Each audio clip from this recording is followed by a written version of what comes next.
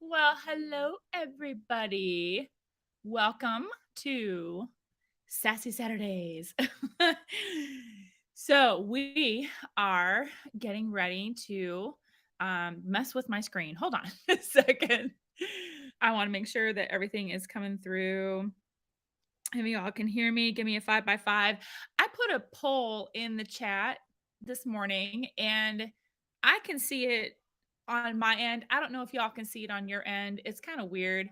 But if y'all see it, let me know. And hey Nate, I guess y'all can hear me. Want to say good morning to Nate. And Nate, I am so sorry to hear you're not doing very well, but we do want you to take care of yourself and keep us posted on what is going on with you after your doctor's appointment. Okay, we want you to get well and take care of yourself. So we will be praying. I know I will be. I can't speak for everybody, but I'll be praying for you. I want to say hello to Patriot Prepper and Alpine Preparedness. Good to see you this morning. Um, all right, yeah, Nate, Patriot Paper. Everybody says it's 5 by 5. So all right, we're good, good, good, good, good. Um, so yeah, so let's just jump right into this because there's a lot of things I want to cover, and not necessarily about the news, but more or less about how we can be prepared when there is no help coming. So you guys have seen things that have all happened recently, and recently just being this last couple weeks, but even these last couple months, or just in any type of disaster that has happened, and some of them, the ones that are really big that always come to my mind, things like Katrina or things that happen in Texas, and where you're going to have to go for several days before help can actually come in because the situation is so dangerous. So you will have to be on your own before you can even think of something like FEMA or the EPA or anybody coming in to do anything. And so that's kind of what I want to focus on. And that's what the poll that I have is focusing on. And so if you're watching the replay, um, you want the question I'm asking is on a scale of 1 to 4, because I only have 4 sections that I could put in the poll. But on a scale of 1 to 4, how would you rate your disaster readiness? 1 being very little, very low, or 4 being I'm very ready. We're good to go. And we're going to go over some of the things that we want to think about and how we can be prepared when there is no help coming. And certainly the things that we've seen this past week with the Ohio train derailment and some of these other chemical fires that have happened in the past couple months, and just major things like, earthquakes or that kind of thing. We've got major disasters happening, and sometimes you're going to have to be on your own before any help comes. Hey, Groovy Pop Tart, thank you for being here. Rita, good morning. Well, actually, good afternoon. It's 12 noon, so now I have to realize I've got a couple different time zones I'm dealing with. But yeah, thank you for being here. Thank you. And so I'm going to try to look down at my phone for the chat because that way I don't have to look down my nose at anybody. So the last I heard on the update with the Ohio train derailment was that there was some funding coming. I think they did release some funds. I don't know how much. In fact, let me just look right here on my timeline. I don't think it's been updated since February 15th. Yeah, no. Yeah, so I haven't seen anything. Sorry, I'm not sharing my screen on this one. I just wanted to use it for reference. And I just want to point this out too, that both railroad main lines were restored to service 1 day after the controlled chemical release. And I know I shared something, I can't remember if it was on YouTube or my Instagram channel, that the whole reason, they were quoted as saying that they basically nuked a town to get a railroad line open. And that right there kind of shows you everything about how all of this goes. They didn't care I mean, I'm sure I can't say they didn't care, but they sure didn't show that they cared too much about, how they were going about doing that. It was just get the railroad line open, let's get it open. Um, and I think that they reacted too quickly in some of these situations. Hey there, Uncle Al. Welcome. Hello, Seabass. Good to see you. Welcome. Okay, so if you have been in disaster situations where there hasn't been any help coming for you, for several days, I want to give you some things today that are going to help us just, if you've already have a plan and maybe you've even been through the situation and you have been able to implement some kind of an evacuation plan or your disaster readiness plan. And so that's good. Maybe this will be a reminder, and definitely share your experiences in the chat. That'll be great, especially for people that will hit the replay later and they'll be able to see the different experiences and different things that we can all add together today, because that definitely is my focus today. And the first thing I want to talk about is arranging your evacuation. All right, let me get the chat back up here. Cindy Squirrel, hello. Thank you, Groovy Pop Tart. I shared a little bit on my Instagram account. Oh, and I do want to publicly say that I shared something, I think my latest post on Instagram, and if it was yesterday, I shared a chemical fire. It was a chemical plant fire in Chicago, because I know that I was hearing that there was something going on in Chicago. And so when I looked and I found some stuff about Chicago, and apparently the plant that was on fire was a chemical plant. Hang on a second. There were two of them. So there were two things I was searching yesterday. The one I shared on my Instagram channel was actually, oh gosh, it started with an M. It's like a furniture plant or something that was on fire. And that was 2 weeks ago. It was a big fire. That was the one that I shared. And then there was another one that I saw circulating today on social media, that it was a Chicago fire, and it was a chemical plant. It was called LaSalle Chemical Plant. That happened in January, and that was a big fire that had big chemicals going on. The residents were told not to touch any green residue that was around the town and things like that. And from what I understand, I was talking to some people that actually live in that area. They said that the EPA actually did their job well. They came in, they did all kinds of testing on the air and all of the chemical. The chemical actually is non-cancerous. It was I'm gonna say harmless, but not 100% harmless. Um, but they got everything cleaned up, and I think that chemical plant, it burned completely. So that was all taken care of. I don't remember hearing anything in the news about it, and that was back in January. And then the one that just happened a couple weeks ago, that was the one that was started with an M. I wish I could remember what it was. So I do want to clarify that I was saying like, oh my gosh, it was going on today. No, that was 2 weeks ago on that one. Um, so yes, I wanted to say, okay, so hello, Cindy. I'm going back. I'm looking at the chat.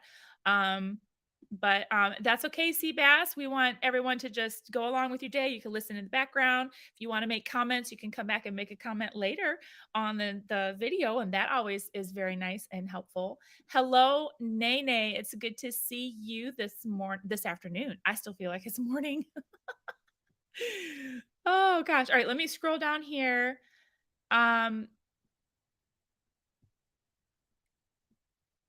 Okay, and so yeah, the Uncle Al just said something about the White Noise. If y'all want to see that movie, White Noise, apparently that came out last year, and there were residents from the town of Ohio, the East Palestine. Oh, and it is East Palestine, not Palestine. It is East Palestine.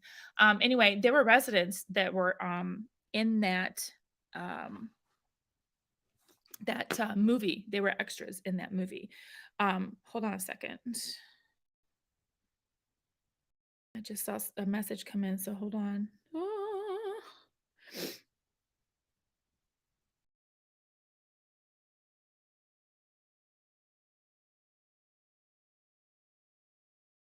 Okay, let me respond to this real quick. There we go. Sorry. Okay. It's funny when you're communicating with other people in your house via chat. It's terrible. But that's what's happening when I'm in a live stream, right? Um, so yes, Patriot Prepper, too much going on in the world for any of this to be organically happening. I'm just saying. Yeah, I'm just saying too. Yeah. Okay, so anyway, well, back to the white noise thing. Yeah, that was the residents that were extras in that movie were like, like they're like living out living everything out. So also I wanted to shout out the roaming prepper, his video or his live stream, I think it was 2 nights ago. I forget what day it is. Yeah, so yeah, Thursday. Um he had on Prepping by Faith was his special guest that night, and they had a really good chat about all kinds of things. Really, didn't really stay on one topic, but they were talking about food storage, and they were talking about safety, things to think about for your personal safety, and just some other things. They touched on a lot of different preparedness topics, and it was a really good chat. So I encourage you to go watch that, which will tie into what we're talking about today. So let's get on to talking about what I want to talk about today, which is these are steps. So I've got the first step right here. Arrange your evacuation plan. So yeah, so that there's going to, there's a sudden catastrophic event, just like what we've seen on TV unfold this last couple weeks. And do you have an evacuation plan? And more specifically for this first one, have you arranged for a place to go, for like how to, not just how to get out of your house, but where to go? Um, this is where it's very important. This is great. You can have all of your bug out bags, you can have all of your emergency stuff ready to go, but you need a place to go.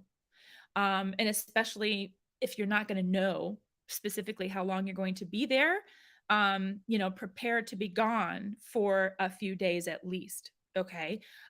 So don't wait until the last minute, right, to plan your evacuation. We want to find a place like you where you identify where you go. Okay. So if it's going to be somewhere local, do you have a family's house that's maybe a few hours away, or even just a few miles away, depending on how much you have to get away, how far you have to get away. Um, so it's important to have a few places, depending on the severity of the event, where you can go. Okay, friends, family, maybe have a place like a hotel. Some people in East Palestine I saw were staying at an Airbnb, and they were staying there until they were allowed to come back and check on things. um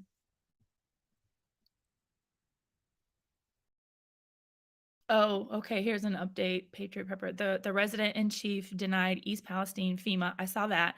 President Trump said he's going to East Palestine, and now FEMA has reversed from not going. Okay, that's good. The more attention that we get on this, the better. I did see that the senator from Ohio, I forgot his name, he was there and he was showing the condition of the water by just dragging a stick across the stream bed, and it was all these chemicals were rising up to the surface. So anyway, so yeah, so the first thing is definitely to arrange for your evacuation. So again, this brings up maps. So like you can map out a route, map out a backup route. um and I'm sorry, I'm looking down, I'm looking at my notes here in my lap. So basically having a prearranged designated place to meet.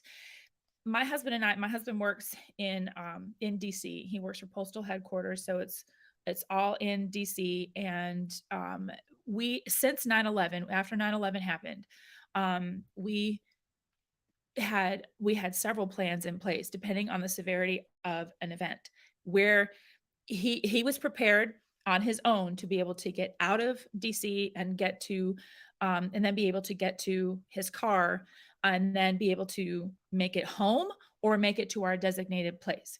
So he told me that if in the event that we knew what to do and when, I would take the kids and I would go to this place and we would meet up here. And also which direction. We had a couple directions to go. If I needed to hightail it out west, or if I could go down south, or north, actually. So we had three different places that we could go. Um, so one of the things that I have done is I've printed out maps of several different things in several different areas where we have a mag location. We have I printed out driving maps, I've printed out walking maps and that kind of thing. So if we needed to walk somewhere and I couldn't drive, or if we needed to drive somewhere, I had a couple alternate routes.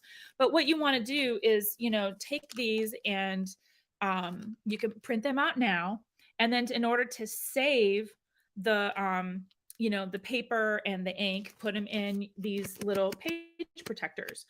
And that will kind of keep the paper, from fading and things like that. Keep it in a binder. Keep it, if you've got your evacuation plan somewhere, keep that all together.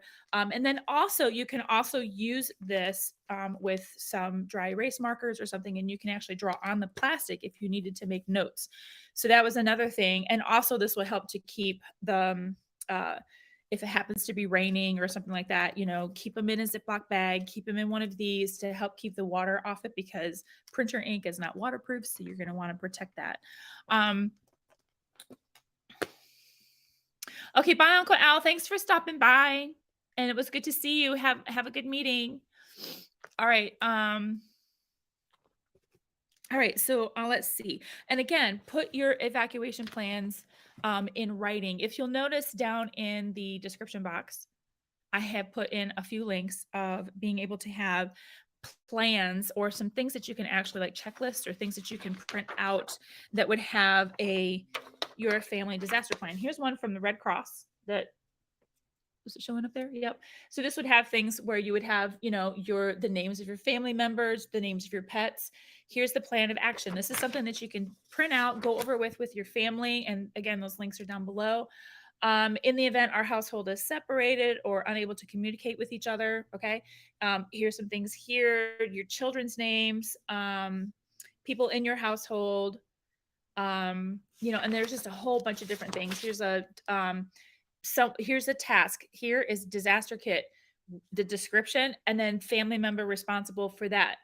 Family member responsible for the family medical information, the financial information, the pet information. So here you're giving these responsibilities and assigning them to a person.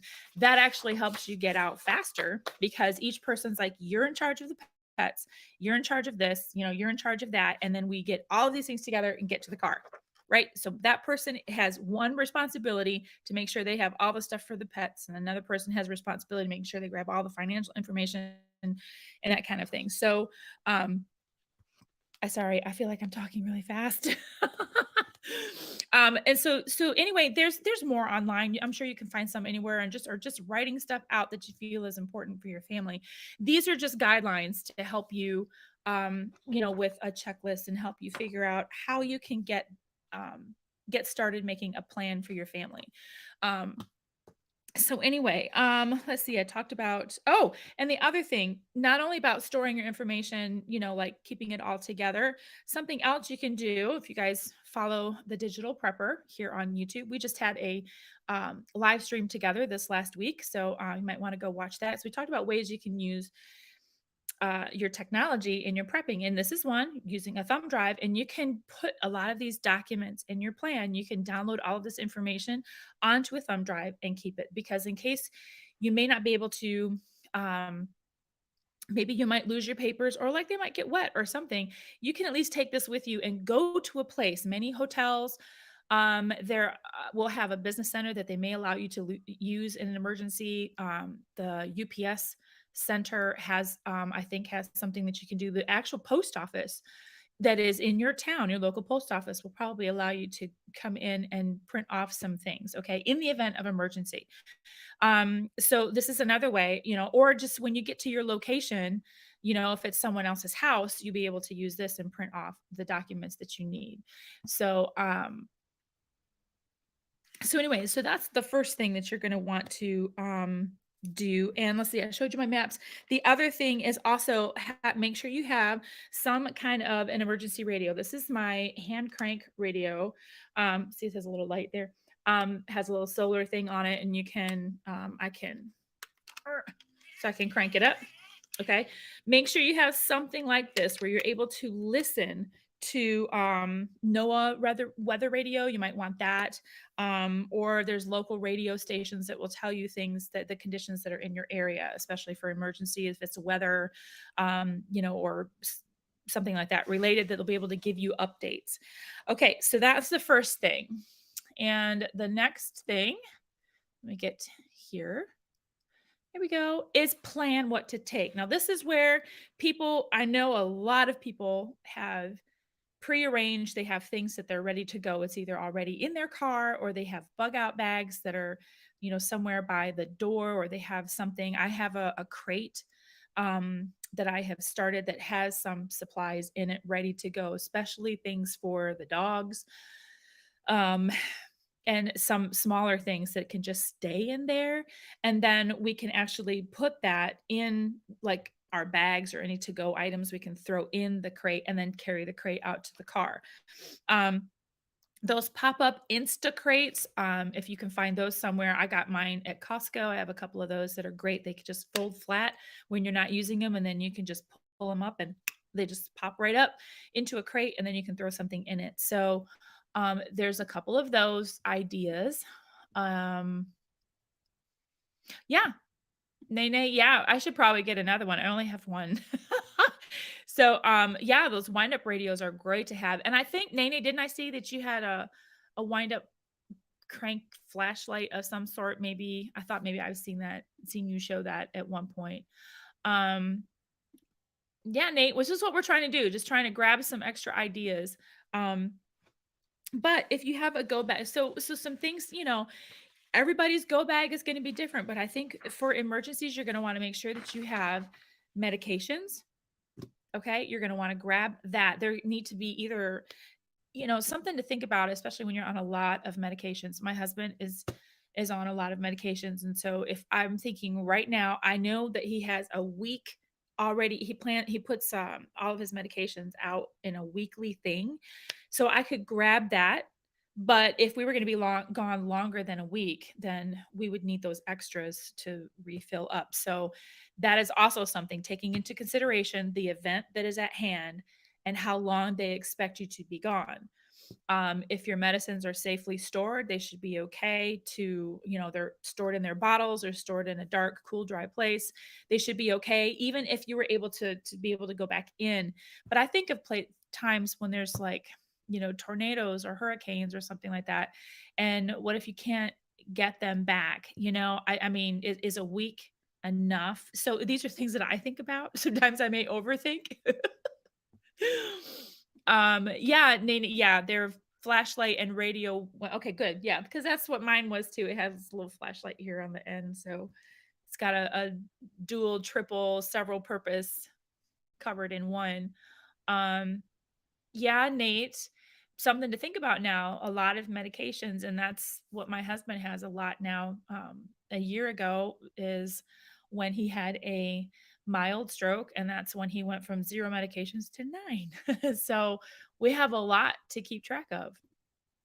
And that's something that concerns me, is would he have enough? If we, is 1 week enough? He keeps that pretty full. He doesn't let that get too empty. So he's constantly keeping that thing full. So the full 7 days or the full 7 days is always full.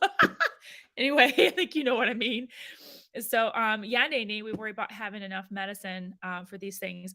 Make sure you have I have a Jace case, and I will have that link down. I didn't put my normal links down this morning. But no, I do. I'm an affiliate with Jace Case, and so that is something that is in that area that has to be, like, I'm making sure that those go with us. It goes everywhere with me when we go camping and um, traveling to my in-laws, for instance, or my parents or something. When we're traveling, I take it with me because it has emergency antibiotics, and you never know because there's antibiotic shortage. That was the amoxicillin has been in short supply. I know there's some other medications that are just not available right now, and so you want to make sure that if there is something that you would need, let's say amoxicillin, you would want to be able to share like, hey, you know what? Well, if I can't get that, I can take it because it's already been prescribed to me by the Jace medical doctor. So that's something to look forward or look into if you're interested in that. Save up for that. The Jace case has 5 different antibiotics in it for all different kinds of um, uh, bacterial infections and that kind of thing. So yeah, so Nene, that's something you definitely want to have on hand is making sure that you have enough of those medications. Nate says, that's a big number, or that's a big thing that I like a BCD 436 HP. I'm assuming that's like one of these little things. I'm assuming. Is that what we're talking about? Hey Diana, welcome to the chat. And I got a mux on the pet websites. Yep. Yep, you can get some of those too. I know that they've been cracking down on that a lot. So, you know, if you really want to need to take care of your fish, you're going to want to get that and stock up on that. Um, yeah, yeah, it's handy to have, Nene.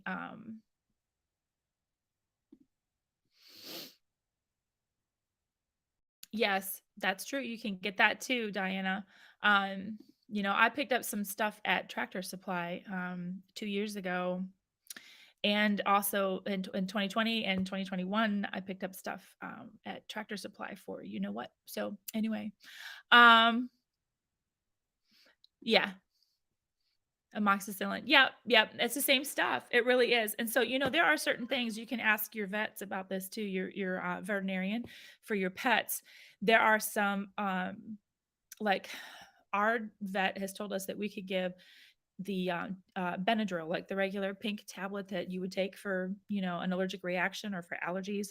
Um, they have told us that we can give that to our little dog that would help calm him down when, like for storms or for like car rides when they get a little anxious and stuff like that. So it's the same medicine, it's just a different dosage. So the Benadryl medication would be the same that they would prescribe for a dog, is the same thing that they would prescribe for humans. So just keep that in mind.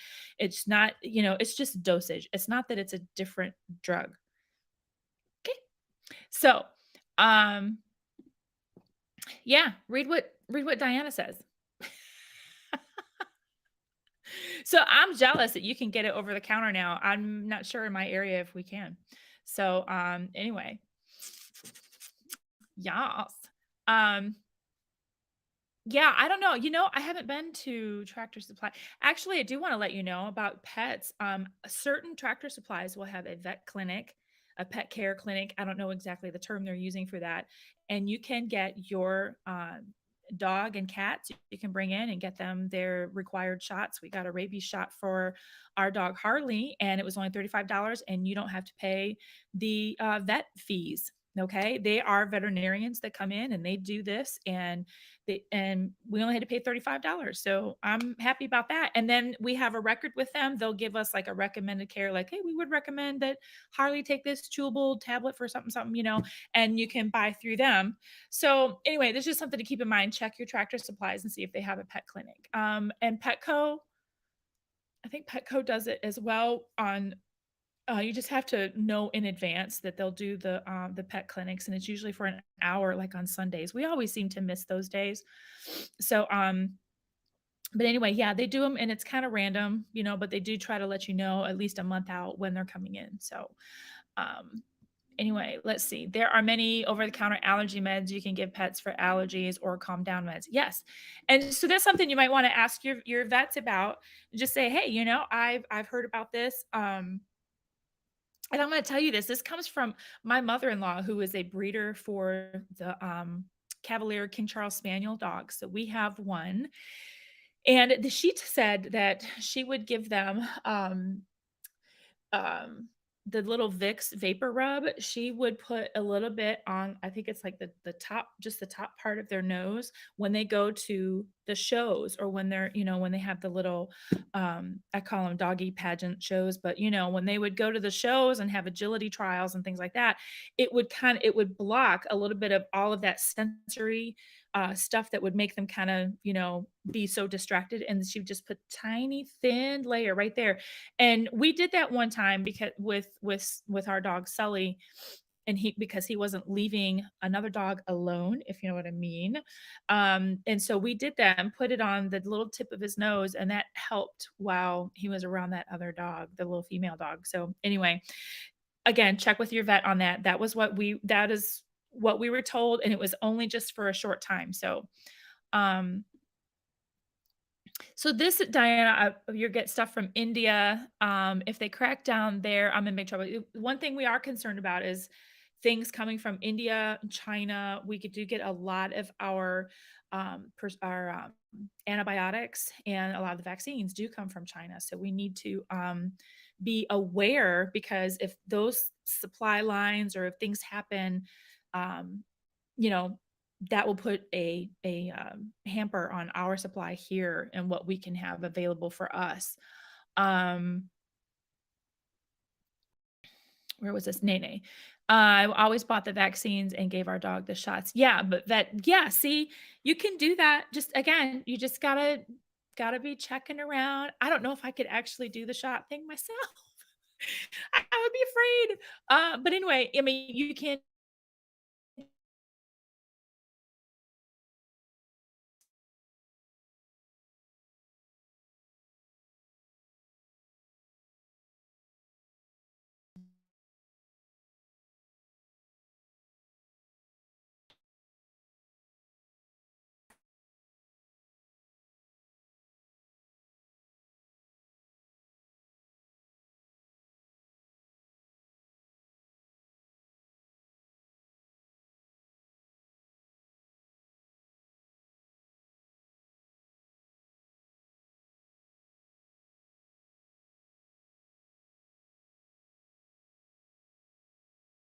Uh-oh.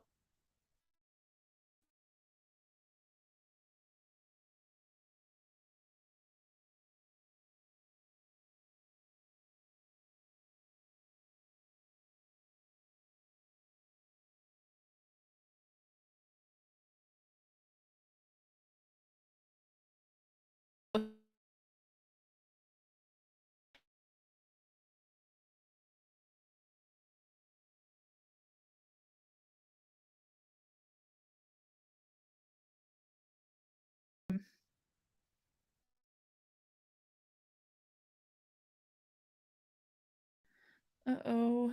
Let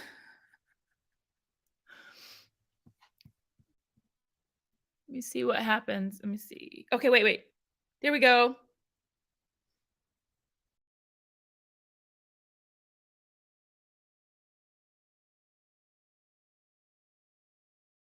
All right, good. 5 by 5. All right. So, okay, good. Thank you. I'm checking the chat. Oh my goodness. Okay.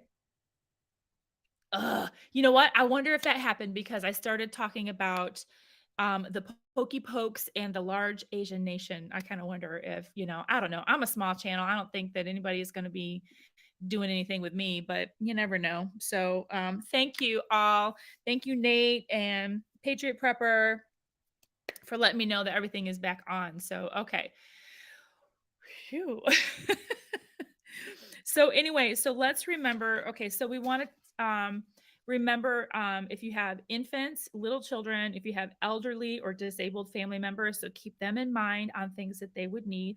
Also, if you have special needs children, you're going to need, make sure that you have all of their comforts. Okay, that could be headphones. My daughter has headphones. My oldest daughter, she has those things. She has soundproof. They're the sound canceling ones.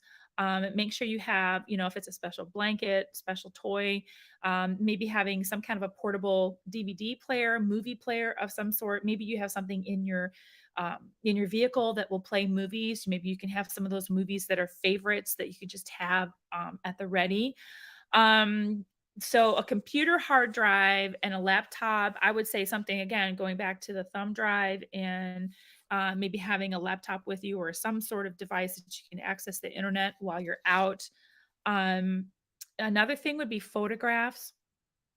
And I would recommend that you have a current photograph of your family all of you, and then have individual photographs of each family member that is current, especially with kids. They change all the time. You want to take them, keep updating those files. And again, you can save them on your phone.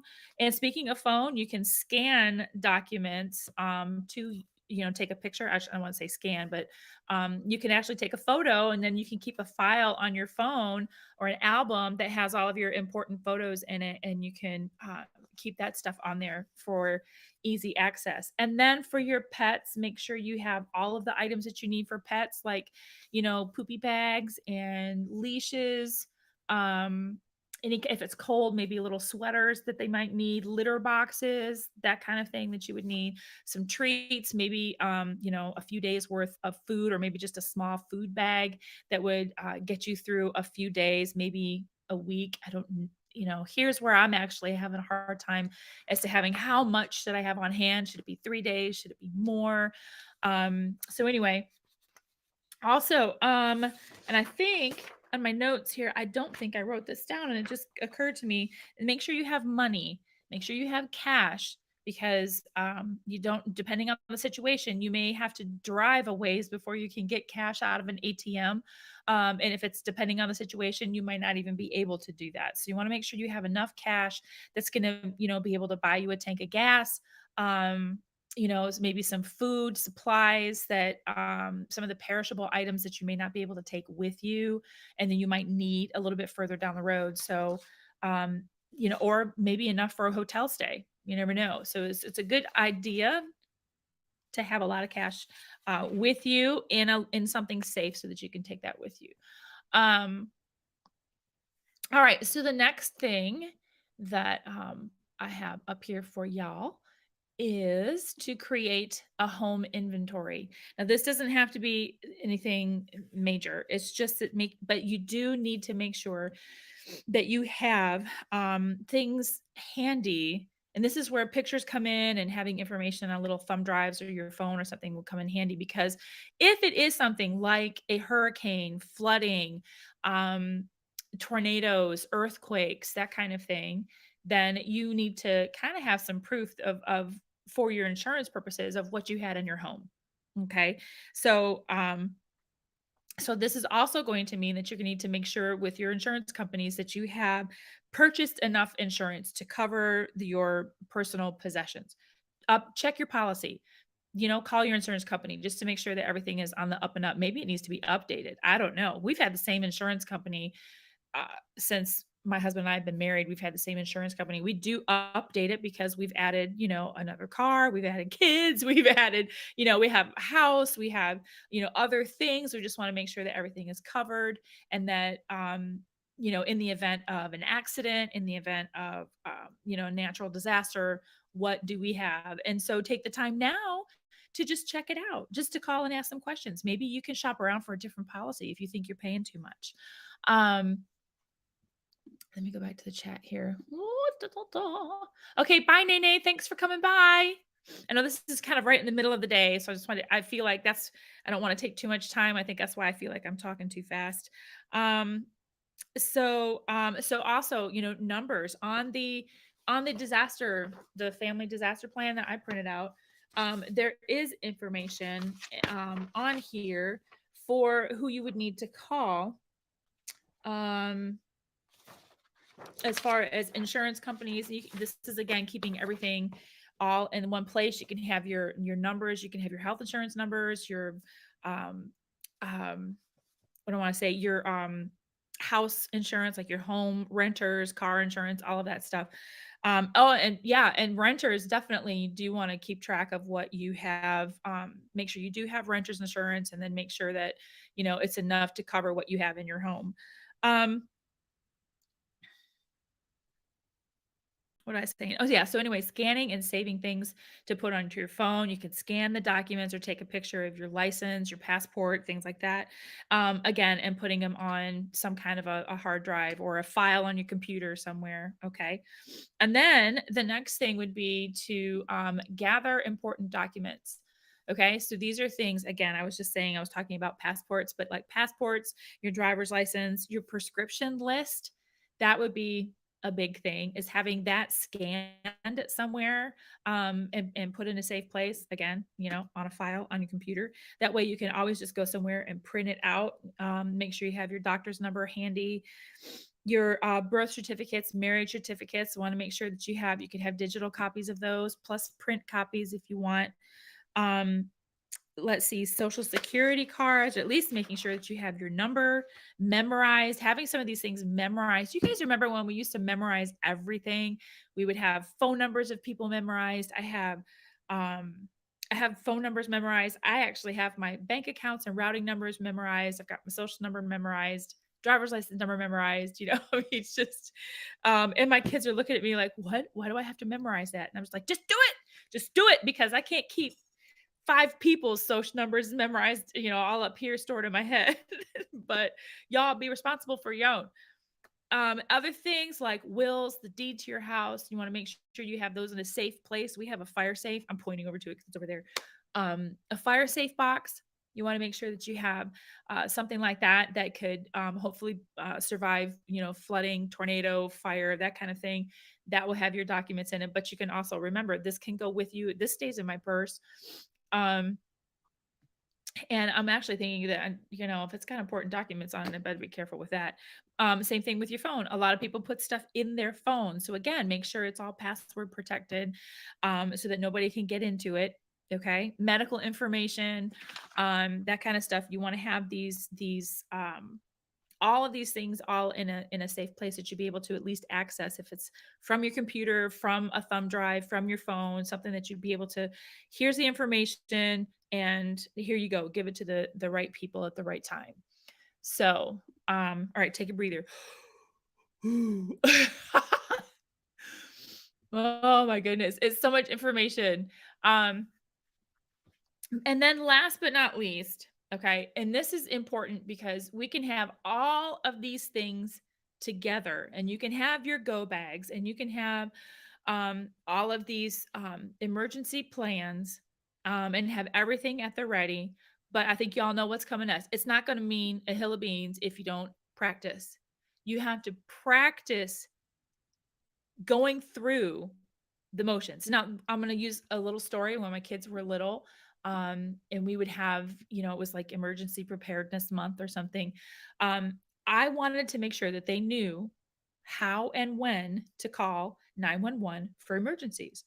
And so I would have them, our phone at the time was, the touch phone. It was a house phone. So anyway, and it was a touch phone, and they would have to dial 911 and then hit the talk button.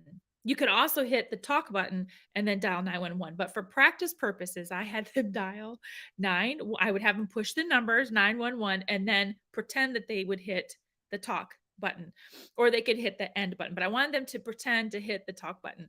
Okay, so the funny thing is that our phone keeps the last number that you dialed in memory. And so all you would have to do is pick up the phone and hit talk. Let's say I called my mom or something, and then I could literally just pick up the phone and hit talk, and it would dial her number again. I wouldn't even have to punch in all the numbers.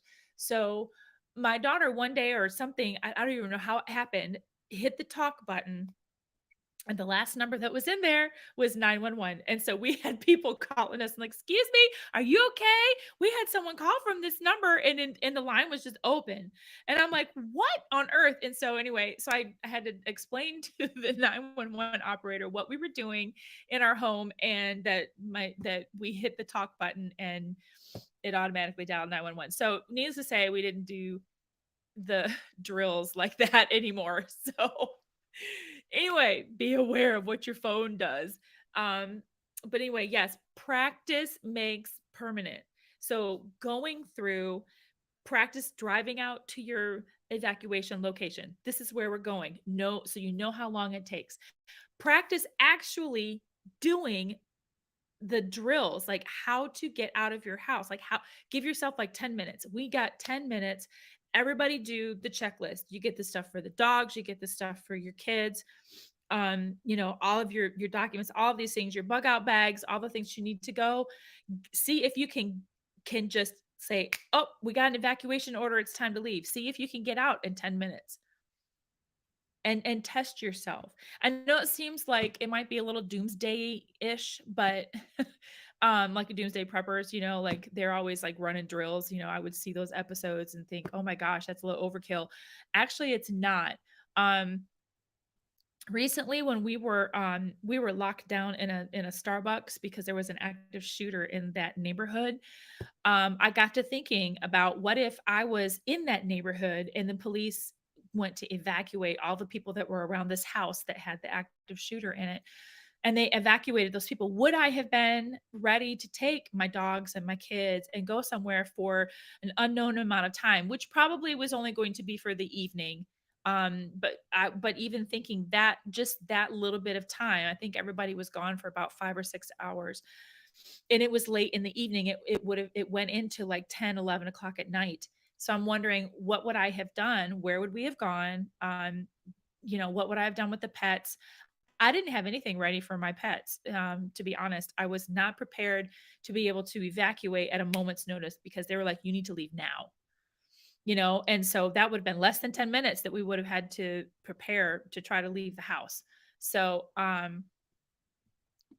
yay, you're cutting up apples. And you'll see, Beth, that's on my list of things to do. Um, Rita, I have 911 on speed dial. That way, all I have to hit is one. Yep, that's what we have now. But we did it then. And so, this 10-minute evacuation challenge would be something that I'm going to challenge myself with, and I would challenge you guys as well, depending on the size of your family. If it's just the two of you, or if it's a family of 8 or something. We're a family of 5 and 2 dogs, and so we would. I'm thinking ahead, and I'm thinking like I don't. This is on my list of things to do. We don't have a lot of weather related things in our area. We're on a higher level, so we're not in a flood zone. There's no flooding in our area.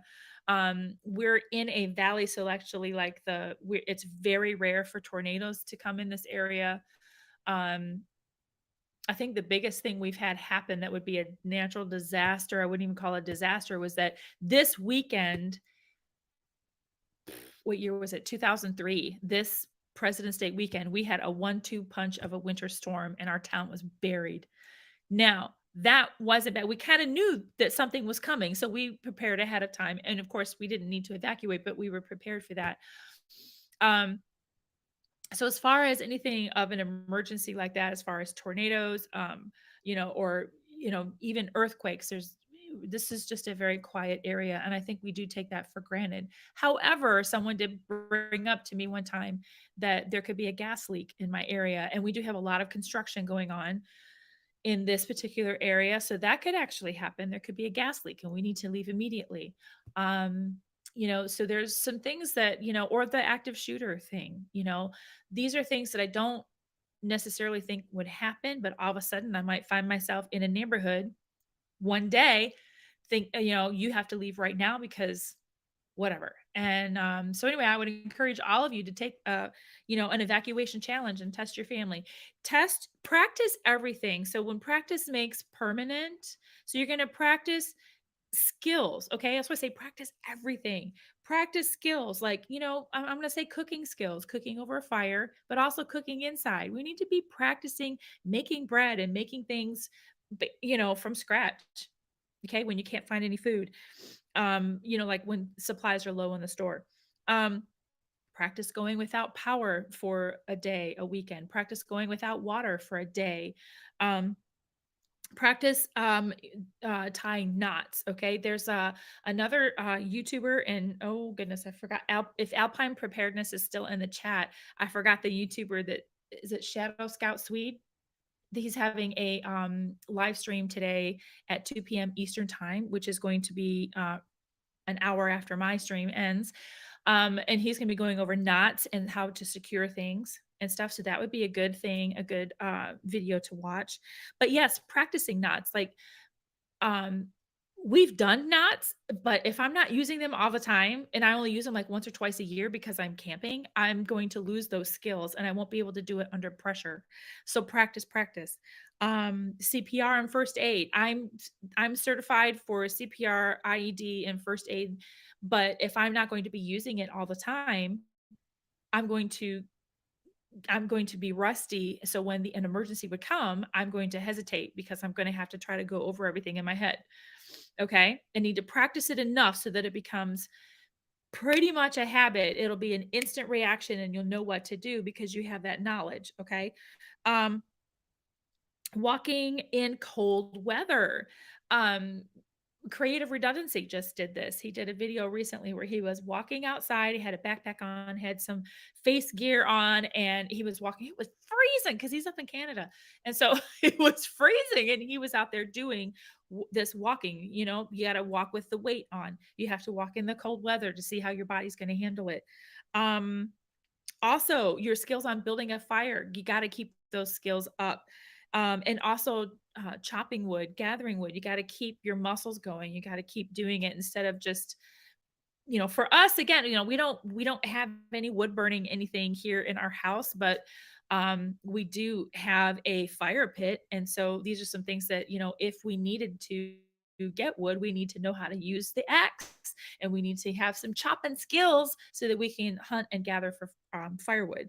And speaking of hunting, you want hunting and shooting skills to stay up to date and, fresh, especially for shooting for self-defense, but also shooting different types of firearms so that you would, for hunting, um, and different type of game that you would be hunting, fishing, keeping those skills, learn how to fish. And then if you know how to fish, keep doing it and keep your skills up. Okay. And just also, like I was talking about fire safety, having an evacuation plan to get out of your house in case of a fire, teaching kids how to use a fire extinguisher if you have one. And also, we got fire blankets for everyone for Christmas, and they're just mounted on the wall in our kitchen. And um, you would just, if there were a fire on the stove or something, you just walk over to it, you pull down on the handles, it pulls out this big fire blanket, and then you put it over the fire.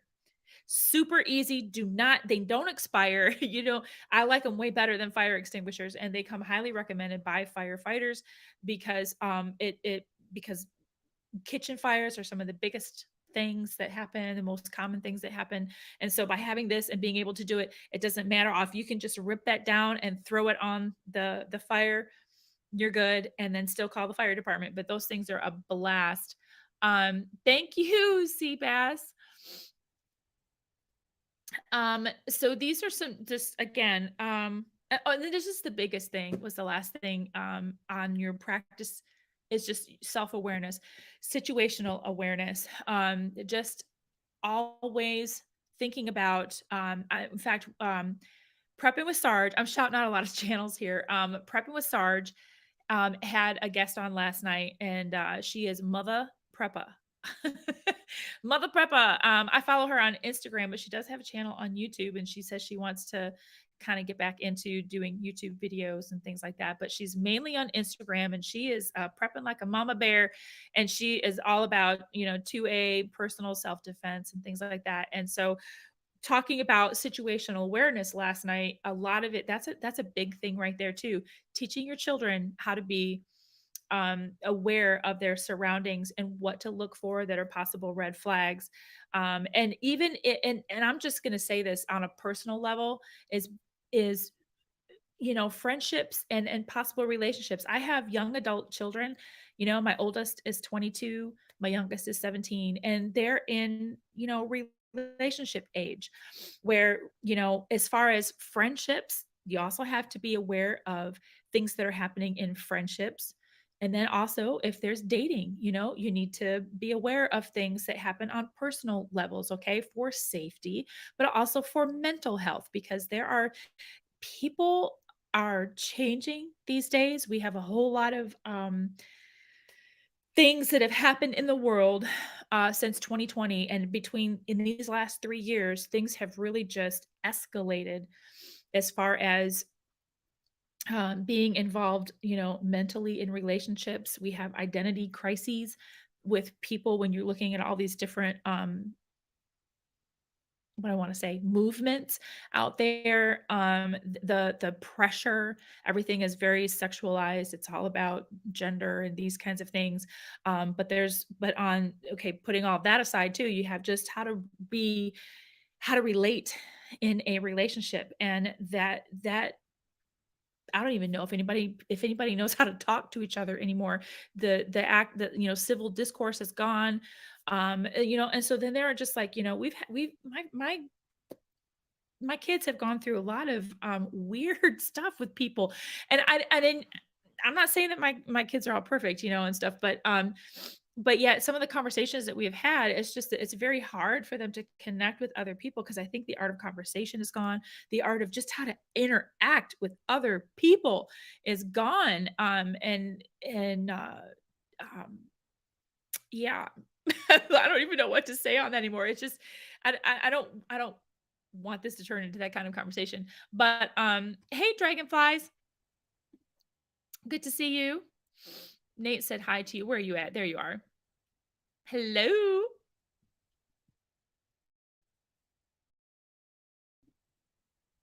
Oh, okay.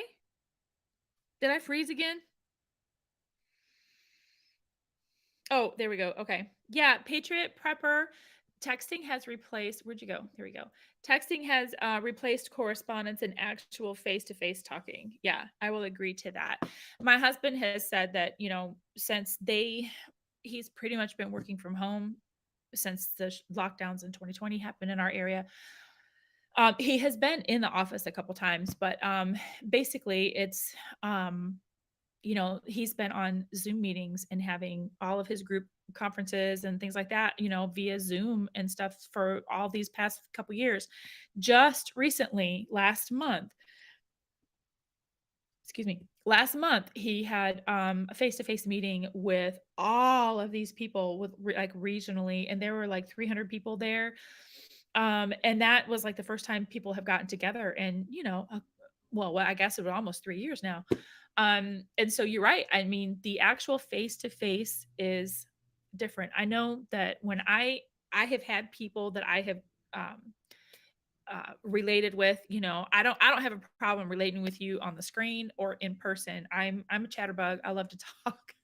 And I'll even use the text because I will text things out and not talk in abbreviations. I will text you if that's the way I can get to you. I will text you, and I will talk to you face to face this way. But I love in person because you do my. And so I said that my husband. I'm going to tie all of that in now. Um, but he has said things are so different in meetings when they have planning meetings and things like that because there's the body language that you don't always get in situations like this. And one of the things I like to do when I'm doing things like this, let me get this off the screen. Hold on. What I like to do is to actually try to back up as much as I can. Let me see if I can do this. Right? So I'm backing up. So if you can get someone from the waist up, then you're going to get this kind of stuff going on. You're talking with your hands and you're going to get things about how they're, are they sitting like this or are they leaning into you as engaged in the conversation? I try to do that. I know I get up here and then I start leaning in because I feel that I'm talking to you through the screen and I will utilize this. But there's a lot of people that don't. They just get on here and they just literally become a talking head. They get on the screen and this is what they are. Or they actually do not know how to write for texting. There's that too. That there is an art to conversation, be it written, verbal, and now we have this here too. But I do this right here, Patriot Prepper, yes, there's a lot of nervous anxiety when you approach face to face. And that can be worked through. And that's why we have things like icebreakers or these socials or these networking events. When I was working outside of the home, I loved going to networking events because at the time I was talking to people on the phone all the time and I never saw their face. Now we have this lovely video cameras and all these different conference software programs, but where you can meet face to face. But even then, this, like what you're talking about, there's still an element of safety here because I'm not actually in person with you. There is a difference. And I do get that. But I also believe that we also need to go where the conversation is at. So if someone is going to be of course I have a lot of people that are long distance friends, and so I do text them a lot. We do talk um on the phone, but a lot of time I do text a lot. And that's where a conversation will be for me. I try to have conversations on social media or in the chat section here on my channels. I love comments. I will try to engage with you as much as you'll let me because I will chat. I love to chat.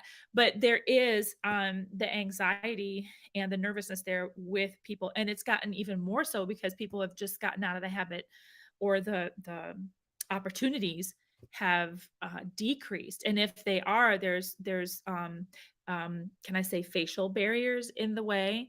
Not That's not supposed to be a bad thing. I just saying that that can be in the way too. As I'm someone, if I can't see your face, I have a hard time understanding what you're saying because I get the whole face in the discussion. I get, if there's a smile, if there's a frown, there's a whole lot missing, when you can't see this much right here. And you could be looking like you're smiling with your eyes, but you're not. You're got your lips all pursed or something or whatever. And that's stuff you can't see with a mask on. But that's anyway. Let's see. What's this? Get TDS water tester to have on hand. Yes, I have one of those. Um, I've also learned with using one of those because I had a question about my water because I distill my water, and I have spring water and then I have my tap water. And oh, and then I have a filter on my fridge. And so I have this video that I need to put together where I show all of this, the difference between my distilled water, my spring water, my tap water, and my filtered water from my fridge. But using the TDS thing, I will get pretty much a zero reading, 0 or 1 on my distilled water. Okay. And then, okay, and my tap water is the extreme. I would get like whatever is in the danger zone, 350. I don't know. There's everything in my tap water. But then I have a filter on my fridge, and that is filters out all of these things. But then I get a reading of like 250. And I thought, well, shouldn't that be 0? And then I've got, let's see, spring water, filtered spring water, like your, oh, I don't know, whatever you get from Costco, for example. And that was pretty much down to a close to 0, wasn't a 0, an all the way 0. And when I asked a company about that, because I was going to be doing a demo about one of their water filters, the water filter in the little drinky bottle kind of thing. And I said, "Look, when I poured it out of their filter, I said, how come I'm still getting a reading on my TDS water tester?" And they said that it filters out contaminants. All right. Their filter filters out contaminants, but sometimes will leave the minerals. And so I will still get a reading on my TDS tester. And it doesn't necessarily mean that the water is bad, but if there are minerals in it, that TDS tester is going to test that. It's going to pick those up.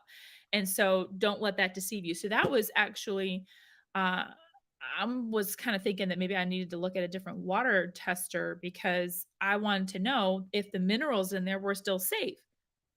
We have a lot of calcium in our water. That's a mineral, but is that a good mineral? Are they testing the good minerals from the filter that I have in my refrigerator? You know what I'm saying? It's just, if y'all, maybe I should find an expert on TDS water testers and get him on for an interview. How about that? All right. What we got here? Prepping by Faith. Where have you been in here and I didn't see you? Good morning to you. I know it's still morning for you. It's afternoon for me. Okay, back to work in the kitchen. Have a great weekend. Yep, I'm getting ready to sign off here myself because I know that there are some other videos that y'all want to watch this weekend. Um and I think it's Shadow Scout Swede is the one that is going to be having a live stream about doing knots and securing things today. Alpine Preparedness, I don't think is in here still, and she could help me. Oh, wait, you know what? Hold on, I have a phone. Let me just check on whose video that is.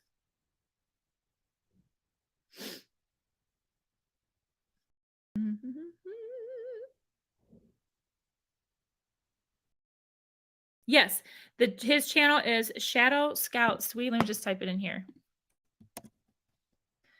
All one word. And it's Shadow Scout Swede. Yep, I spelled it right. Okay. And that is his channel, and he's going to be doing a chill and chat, knots to know, and cargo tie down. So there you go. I invite you all to go watch that today and learn about knots, because those are skills that we all need to have that I was just telling you about. So anyway, oh hey Amber, good to see you. I'm getting ready to sign off.